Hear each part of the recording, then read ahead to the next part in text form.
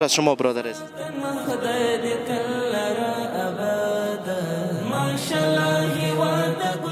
اسم است انجینر شیرزای، مسئول نصب زباله‌دانی ها در 22 نواحی شهر کابل. چه تعداد زباله‌دانی است؟ در کدام جای نصب میشه؟ در کدام ساحات نصب میشه؟ چقدر زمان میبره که تکمیل شود روندش؟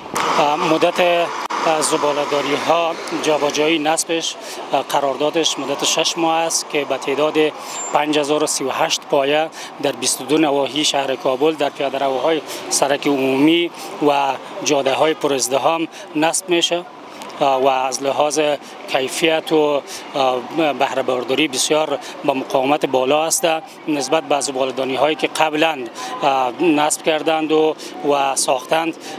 هم از سلبش بسیار مقاوم است، از مارک بسیار بالا و مارک که بلندتر از تقاضای مردم است ساخت و ساز شده و خود زباله‌دانی با از آیین بسیار مقاوم و آیینی که در برابر ضد زنگ، در برابر حرارت، در برابر آب و هوا مقاوم است و دوامش بیشتر است.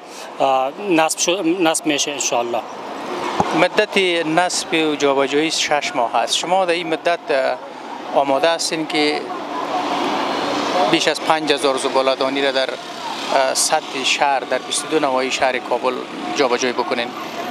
بالکل، ما تا فعلا زیر کار 7 ناحیه نقاطش مشخص شده با همکاری وکلای گذر، مسئولین ریاست تنظیف شهرواری کابل و ما هم در فعل برحال ما تقریبا